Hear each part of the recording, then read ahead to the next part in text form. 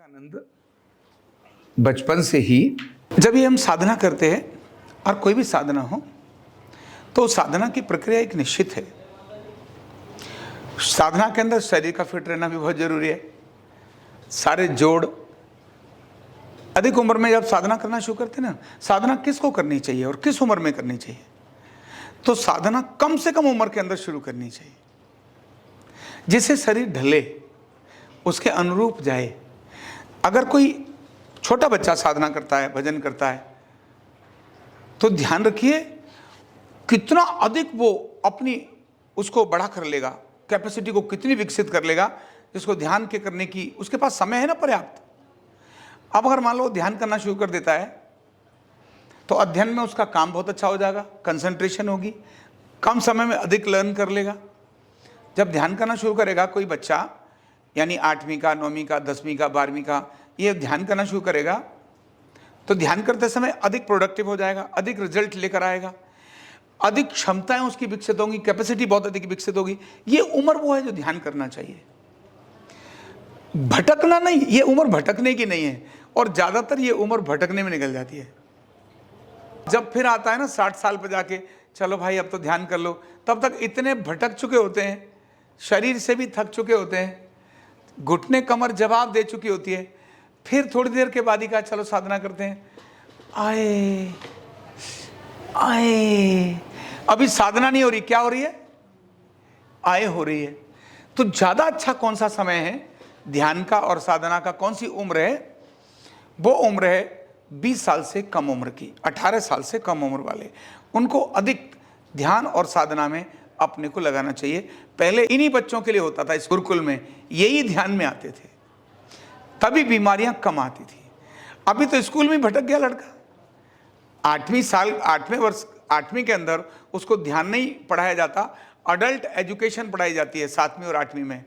तुमको कैसे महिलाओं को टच करना, कैसे दूर रहना, दाढ़ी क्यों आती है, मूछें क्यों आती हैं, सेक्स क्या होता है, कंडोम क्या होता है, ये 8वीं 9वीं 10वीं के बच्चे को ये पढ़ाया जाता है। जब ये पढ़ाया जाएगा तो वही प्रयोग करेगा। बालक का तो दिमाग ही ऐसे चलता है। तो 8वीं 9वीं 10वीं के अंदर, 7वीं के अंदर बच्चे को अडल्ट एजुकेशन नहीं, ध्यान एजुकेशन पढ़ाने की जरूरत है। ध्यान सिखाओ। अभी विवेकानंद की कहानी सुनाओ, उन्होंने बचपन में कैसे ध्यान लगाना शुरू किया था। श्री राम के बारे में बताओ, श्री कृष्ण के बारे में बताओ, महाराणा प्रताप के बारे में बताओ, शिवाजी के बारे में बताओ। उन्होंने पराक्रम कब से शुरू किया? 60 साल की उम्र में पराक्रम शुरू किया? नहीं, जब वो बहुत छोटे थे तभी उन्होंने, माँ ने कहा बेटा इस किले से मुझे ये जो झंडा है ना, इस पर मुझे मराठा झंडा चाहिए, मुझे देश का भगवा झंडा चाहिए, मुझे ये जो मुगल झंडा ये पसंद नहीं है। शिवाजी ने कहा, अपने सब साथियों के साथ मिलकर सुरंग बनाई और झंडा फहरा दिया। डॉक्टर हेडगेवार की कहानी सुनानी चाहिए। जब वो उन्होंने देखा कि ये तो अंग्रेजों का झंडा है, अपने गुरु के घर में, ये छोटा सा बालक गुरु के घर में, जब गुरु बाहर चले गए और वहां से किले के लिए सुरंग बना दी, गड्ढे पे गड्ढे कर दिए। गुरु ने आके कहा मेरा दरवाजा ही नहीं खुल रहा, क्या हुआ? सब बाहर से जाके झांका, बोले मेरे घर में तो गड्ढा कर दिया। क्यों?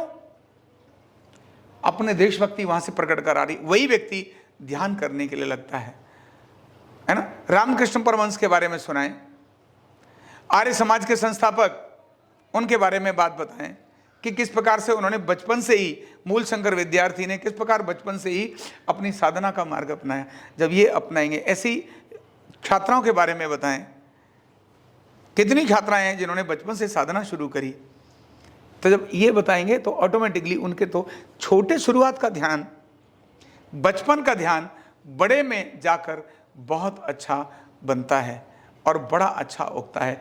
ये हमने शुरुआत में ध्यान किया, पिताजी और माताजी ने शुरुआत में कह दिया बेटा रात को हर रोज, वो भी करते थे, हम भी 10 मिनट बैठना ही है ध्यान करने के लिए, 10 मिनट बैठना ही है ध्यान करने के लिए। बिस्तर पर सोने से पहले जमीन पर बैठ जाओ और 10 मिनट के लिए ऐसे करो, मंत्र जपो, गुरु का मंत्र जपो, गुरु का मंत्र। वो गुरु का मंत्र जपते जपते जपते जपते कब अंदर शांति आने लगती है पता ही नहीं। मेरे अंदर कब वैराग्य आ गया। मैं अभी 12वीं की पढ़ाई कर रहा था, तभी भी वैराग्य था। जब मैं इंजीनियरिंग कर रहा था इलेक्ट्रॉनिक्स की, उस समय पर भी नौकरी करने गया, नौकरी से ही मैं बाबा जी होकर निकल के भाग गया। कितनी एकाग्रता थी, कितनी कैपेसिटी थी, कितनी सारी चीजें कर पाते थे। केवल ये गुरुकुल के कारण ही होता था। तो विद्यार्थी के लिए सबसे कम उम्र ये है जो ध्यान करना चाहिए। पर केवल विद्यार्थी की नहीं, जो व्यवसायी लोग हैं उन्हें भी तो जरूरी है। सारे दिन तो फितूर रहता है, सारे दिन काम की टेंशन, टीचर्स को भी पढ़ाने की टेंशन, घर की टेंशन, किसको टेंशन नहीं। और टेंशन केवल इसी बात की होती है, बिना बात की होती है। टेंशन का कारण कोई काम की चीजें नहीं है जो टेंशन करती हैं, बेकार की चीजें टेंशन करती हैं, जिनका जीवन से कोई लेना देना नहीं, जो है ही नहीं, जो सच में नहीं है, वो टेंशन करती हैं। क्योंकि ध्यान तो उन्हीं पे लगा रहता है। जब थोड़ा ध्यान करना शुरू करेंगे, तभी मैंने कहा ना, थोड़ा ध्यान लगा, थोड़ा पहला कदम बढ़ा, पहला कदम तो बढ़ाओ, अपने आप सिद्धि होती चली जाएगी। पहला कदम। बीमारियों से बचने के लिए भी ध्यान जरूरी है, क्योंकि ध्यान अपने मन को एकाग्र कराता है, फितूर की बातों को हटाता है, शरीर के अंदर ब्लड प्रेशर, शुगर सब नॉर्मल होने लगता है, हार्मोन्स नॉर्मल होने लगते हैं। केवल ध्यान से ये सब संभव है। थोड़ी सी फिर युवाओं के लिए व्यायाम बहुत जरूरी है, क्योंकि शरीर के अंदर व्यायाम जब होगा तो उससे ताकत आती है, और एनर्जी ही तो है। ध्यान भी तो एक एनर्जी है। जिसके शरीर में कुछ है ही नहीं, बीमार पड़ा है, हीमोग्लोबिन 6 आ गया, खा सकता नहीं, भूखा बिल्कुल कांगड़ी हो गया, अब उसको बोलो लो जी ध्यान कर लो, फल खा लो, जिसके अंदर ऊर्जा ही नहीं है वो ध्यान कहां से करेगा। तो ध्यान के लिए भी जरूरी है पावर, ध्यान के लिए जरूरी है शक्ति। उस शक्ति, ध्यान का मतलब है आपकी पावर को डायरेक्शन देना। पावर ही नहीं है, डायरेक्शन कहां से आएगी। तो इसीलिए ध्यान स्थूल होना जरूरी नहीं है। ताकत का मतलब मोटापा होना जरूरी नहीं है। ताकत का मतलब होता है आंतरिक शक्ति कितनी है। तो शरीर शक्ति आंतरिक शक्ति को क्रिएट करती है, और आंतरिक शक्ति शारीरिक शक्ति को क्रिएट करती है। मन के अंदर प्रबलता देती है, कॉन्फिडेंस देती है, एक विश्वास देती है। इसलिए एक्सरसाइज युवाओं को पहले जबरदस्त एक्सरसाइज करनी चाहिए। मान लो मैंने कहा जरा इसको 500 मुक्के लगाने हैं, घूंसे लगाने हैं, 50 घूंसे में ही धराशायी हो गया, तो 500 कहां से लगाएगा। तो जो पहलवानी करे, जैसे ही आप एक्सरसाइज करते हैं, आपका भटकता हुआ ध्यान भी एकाग्र होने लगता है। जब आप तेजी से दौड़ लगाते हैं, पसीना ऊपर से नीचे आ जाता है, उस समय आपकी उबासी आना बंद हो जाती है। उबासी नहीं आती जब दौड़ लगाते हैं आप। जब आप एक साथ 500 दंड लगाते हैं या 1000 उठक बैठक लगाते हैं, जब आपका पसीना ऊपर से नीचे जाता है, उस समय आपको भटकते नहीं आपका दिमाग। इसीलिए पहलवान का दिमाग कभी भटकता नहीं। जो पहलवानी करता है ना, उसका दिमाग जल्दी भटक, और अगर भटकेगा ना तो तूफान मचा देगा, क्योंकि ताकत है उसके अंदर। शरीर की ताकत भी और मन की ताकत भी, ये दोनों ही ताकतें हैं। इन दोनों ताकतों का विस्तार करना बड़ा आवश्यक है। शरीर की ताकत भी, युवा के अंदर शरीर की ताकत, मसल्स पावर भी जरूरी है। हृदय में हो प्रेम, लेकिन शक्ति भी कर में प्रबल हो। दिल में प्रेम होना चाहिए, लेकिन बाजू में क्या होनी चाहिए, ताकत होनी चाहिए। जवानी किस बात की, जिसमें बुढ़ापा झलके, वो जवानी क्या। जवानी मतलब जवानी का मतलब अगर कहीं कोई चीज पकड़ी, उठाई, खींची, कहीं कुछ किसी की कोई दुष्ट व्यक्ति आया, किसी पर अत्याचार करना था, आपने एक मुक्का मारा कि मुंह को घुमाकर पीछे कर दिया, ये जवानी है। आपके सामने किसी की बेइज्जती हो रही है, इज्जत लुट रही है, और आप ऐसे ही बैठे हो, बोले मुझे क्या लगता है, तो तुम्हारी जवानी को लानत है। किस बात की जवानी। तो ऐसे में जो व्यायाम है, जो क्षमताएं हैं, वो इस तरह से विकसित करना बहुत जरूरी है। और बड़ी उम्र के अंदर भी साधना बहुत जरूरी है। ये ध्यान के लिए बहुत जरूरी है। क्यों, ध्यान करते हैं तो विचारों का जो भूचाल है ना, फितूर, वो धीरे धीरे कम आने लगता है। लेकिन बड़ी उम्र के अंदर ध्यान के लिए मंत्र जरूरी है। अगर मंत्र है तो मंत्र कभी भी चलता रहता है। एक बार अभ्यास किया आपने, 3 मालाएं 4 मालाएं मंत्र की कर ली, और आपका मंत्र पर ध्यान आना शुरू हो गया, तब आप कहीं रास्ते में भी अगर जा रहे हैं तो आपका ध्यान आपके अपने आप आ जाएगा। अब आपको गाड़ी में बैठने के बाद भी आनंद आता है। क्यों, अपने आप वो मंत्र शुरू हो जाता है। अब आपका ध्यान फितूर की बातों पर नहीं जाता, आपका ध्यान कहाँ आने लगता है, मंत्र पर आने लगता है। जैसे जो मंत्र नहीं करते उनका ध्यान कहीं फितूर में जाता है, और जो मंत्र की साधना करते हैं उनका ध्यान मंत्र में आने लगता है। ऐसे ही, और जैसे ही वो मंत्र अपने आप घूमने लगता है, अंदर स्वयं चलने लगता है, तब आपका मन बहुत आनंदित होता है, बहुत आनंदित होता है। और वो मंत्र आपके अंदर पावर जगाता है, वो मंत्र आपकी कुंडलिनी को ऊर्ध्वगामी करता है, वो मंत्र आपके आज्ञा चक्र को बहुत अच्छा करता है, आपके विशुद्धि चक्र को बहुत अच्छा करता है, आपके अनाहत चक्र को हृदय प्रेम से भरने लगता है। जो लोग साधना करते हैं, जो लोग मंत्र करते हैं, उनके मुंह से अनावश्यक किसी के प्रति घृणा और द्वेष नहीं निकलता।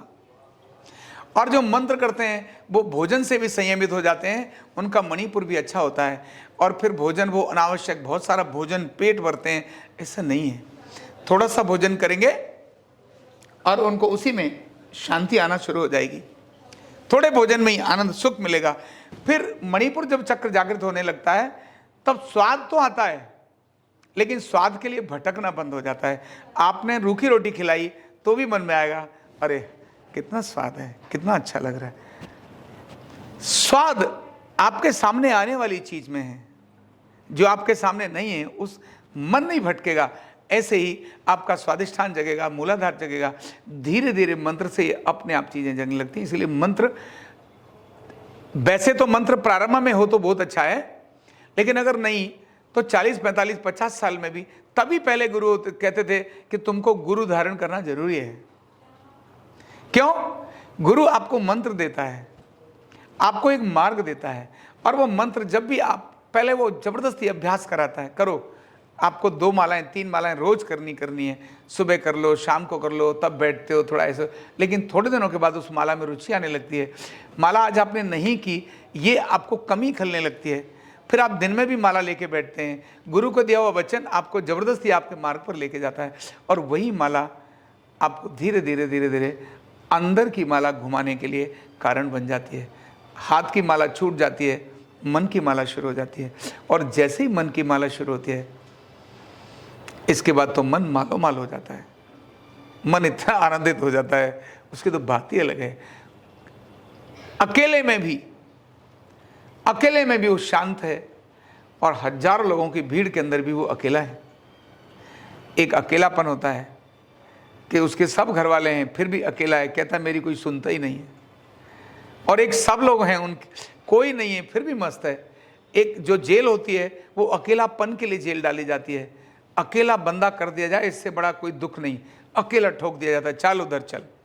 लेकिन नहीं, वो अकेला होकर भी और अधिक आनंदित महसूस करता है। उसको लगता है इससे बढ़िया मौका मुझे कब मिलेगा जब मैं भगवान के नाम पर जपने पर लग जाऊंगा। साधना, अकेले में साधना शुरू हो जाती है, और भीड़ भी कितनी हो, मेट्रो का हो शोरगुल, इधर उधर नगाड़े बज रहे हों, जिसको साधना जागृत होने लगती है उसके लिए नगाड़ों का कोई फर्क ही नहीं पड़ता, उसको गर्मी का कोई फर्क ही नहीं पड़ता, उसको सर्दी का कोई फर्क ही नहीं पड़ता, वो तो धीरे धीरे अंदर ही अंदर खोने लगता है।